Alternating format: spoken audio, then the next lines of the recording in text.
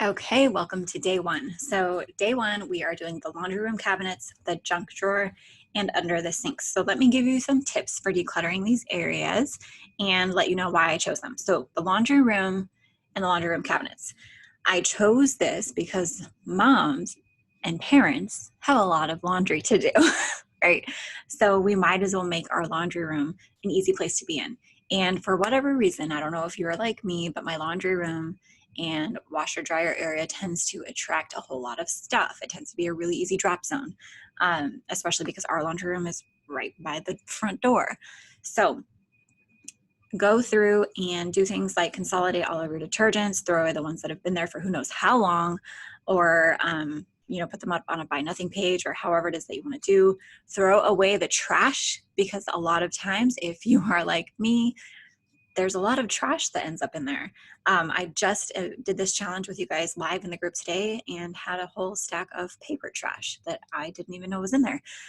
So throw away the trash. There's probably a lot of trash in there that is a really simple thing to get out of your way that you don't have to look at anymore.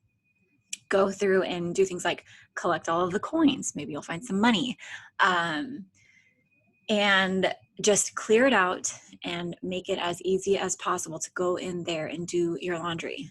Bonus, maybe you'll be inspired to do some laundry, right? Maybe you'll be inspired to declutter some clothes. Like I talked about in the first video, if you give a mom a decluttering project she can do start to finish, she might just end up decluttering her whole entire house, but also she might be so inspired and motivated to do things like finish that load of laundry or start that load of laundry or declutter those clothes, okay?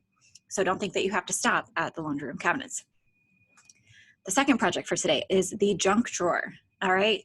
Do not go through and organize your junk drawer, because if it's called a junk drawer, you might as well call it a clutter drawer, and it's attracting a whole lot of junk and clutter. Okay. So the first thing that I like to do for junk drawers is give it a new name, right? If you call it a junk drawer, it's going to attract junk. If you call it a stationery drawer, if you call it a utility drawer, if you call it a school supply drawer, or whatever it is that you want to call it, you are more inclined to keep things neat and streamlined in there, right? Instead of just throwing all of your junk in there, you will be more inclined to keep it just stationary or just batteries and screwdrivers or whatever it is in there, okay? Now, junk drawers tend to have a lot of weird stuff, tricky stuff that we think is important, tricky stuff that we think we should keep, tricky stuff that does have a purpose but doesn't necessarily have a purpose to us, or doesn't have a purpose to us in any time in the near future, right? Things like coupons that we're never going to use, or ketchup packets, or napkins, or plastic spoons and things from like fast food and whatever. Loose ends like nail clippers, or things like I used to tell myself all the time, I'll just keep nail clippers in this drawer down here and in this bathroom cabinet and in my purse and in my car, so that when I need it I can just grab it. But when I do that, I never know where these things are because they're never kept in a consistent space. So start to figure out what you actually want to keep in this drawer and decide to keep it in there. If you don't want to keep nail clippers in the junk drawer, put them back up in the bathroom. Okay, that's just an example. So you'll be able to figure out what that is for you. The final project for today is under the sinks. Okay, any sink, all the sinks, it's up to you.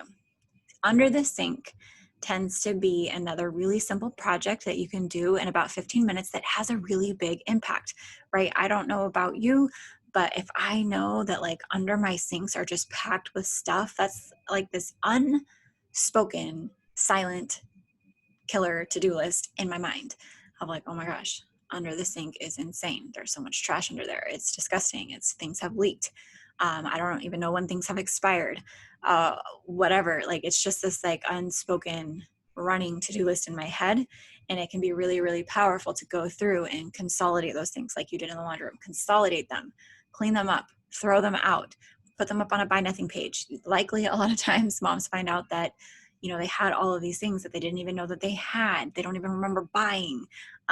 They thought that they needed more sponges, and turns out there's 20 of them buried under the sink, and they don't need to go buy more sponges, right? So pull it out, wipe it out, make it fresh and clean, and enjoy your newfound space under the sink.